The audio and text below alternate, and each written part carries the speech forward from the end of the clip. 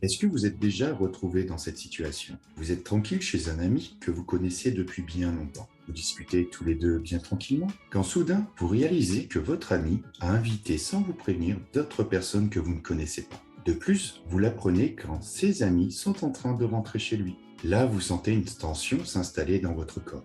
En fait, à chaque fois que votre environnement direct change, vous ressentez une tension, comme tout le monde. Pour une personne qui ne souffre pas d'anxiété sociale, cette tension est vite évacuée grâce à son expérience personnelle et émotionnelle, lui indiquant que ce changement n'est pas une situation hostile. Il a une façon de penser automatique qui éteint la sonnette d'alarme de son mode de survie. Par contre, si vous souffrez d'anxiété sociale, cela va être une toute autre histoire. Une tension s'installe dans votre corps, votre mécanisme de survie s'active et votre propre expérience personnelle et émotionnelle vous confirme bien que vous êtes probablement en train d'arriver à une situation très désagréable. Et vous êtes déjà persuadé que vous n'allez pas pouvoir vous en sortir. Partagé par l'envie de fuir quand on a peur, la fuite est le premier modèle qui nous vient inconsciemment à l'esprit. Seulement, si vous ne trouvez pas d'excuses socialement correctes, que va-t-on penser de vous? Et ainsi, vous arrivez à l'étape de stupéfaction. Vous vous sentez paralysé, tétanisé.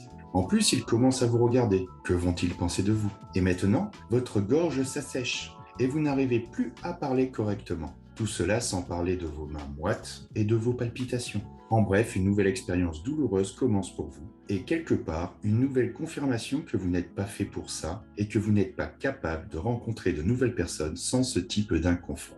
Il y a quelques années de cela, je souffrais d'une phobie sociale plus communément appelée anxiété sociale. La présentation que je viens de vous faire est un extrait de mon propre vécu. Je vous propose de décortiquer cette scène pour comprendre comment agit l'anxiété sociale en vous. Et en découvrant toutes ses particularités, vous comprendrez quel traitement efficace et non médicamenteux que vous pouvez utiliser, tout comme je l'ai fait auparavant, pour enfin pouvoir dire au revoir à votre phobie sociale. C'est parti!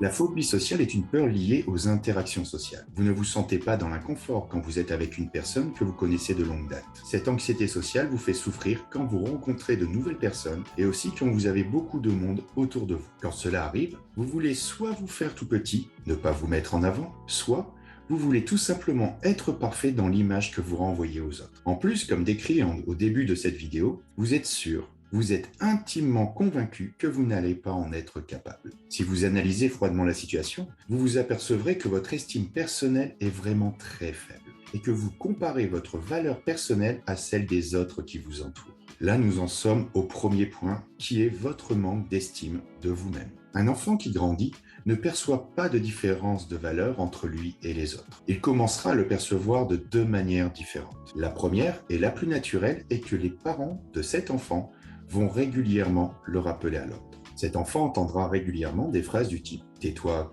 quand les grands parlent, on ne t'a pas demandé ton avis, tiens-toi tranquille, fais moins de bruit », ce qui pourrait être interprété par l'enfant par « prends moins de place ». On peut comprendre que socialement, il faut apprendre à respecter les autres. Seulement, si ce type de directives données par vos parents sont associées à de l'humiliation et à de la dévalorisation, alors une ou plusieurs blessures émotionnelles vont apparaître et vous impacter inconsciemment sur l'image que vous avez de vous-même ainsi que de votre propre valeur par rapport aux autres. Et là, nous sommes sur la deuxième situation où un enfant va commencer à se percevoir comme ayant moins de valeur que les autres. Tout cela se joue naturellement au niveau inconscient. Par la suite de votre histoire, si vous avez eu, étant enfant, ce type de blessure émotionnelle, quand vous allez rencontrer un inconnu ou être au milieu de personnes que vous ne connaissez pas, votre mécanisme de survie va s'activer comme pour tout le monde. Seulement, pour vous, une émotion inconsciente qui fait écho à votre ou vos blessures émotionnelles va en rajouter une couche. Et cela va créer inconsciemment, et bien avant de pouvoir réfléchir, une peur qui va commencer à vous paralyser. Et à chaque fois que vous allez vivre ce type de situation, où vous n'arriverez pas à reprendre le contrôle de ce mal-être,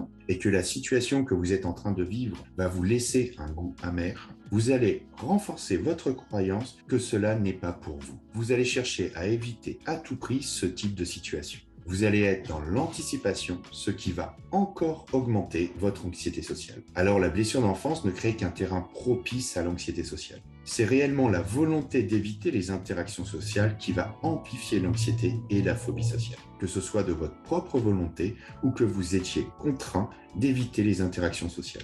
Alors, vous allez augmenter votre sensation de mal-être. Vous allez augmenter votre questionnement intérieur, ce vélo qui tourne dans votre tête, vous submergeant de pensées toxiques. Cela va enlever tout votre naturel, vous allez vous sentir diminué et paralysé par votre peur. Alors, comment sortir de cette phobie sociale ? Premièrement, nous avons vu qu'un ou plusieurs traumas sont à l'origine de ce type de phobie. Voir un professionnel peut vous aider à la retrouver et à l'évacuer, ce qui vous amènera à sortir de ce cercle vicieux. Avec ce même professionnel, vous aurez à supprimer cette croyance profonde qui a provoqué en vous ce manque d'estime. Si cela fait une dizaine d'années que vous souffrez d'anxiété sociale, automatiquement, des automatismes se sont mis et il faudra travailler également sur ces automatismes, en même temps que de travailler sur cette blessure émotionnelle. Habituellement, pour ce type de problème, il faut compter entre 6 et 10 séances pour vous en débarrasser. Si vous ne pouvez pas financièrement ou vous n'avez pas suffisamment confiance pour travailler avec un professionnel, sur ma chaîne YouTube, j'ai mis à disposition une playlist complète sur les différentes blessures émotionnelles et des affirmations positives qui peuvent vous aider à évacuer votre blessure.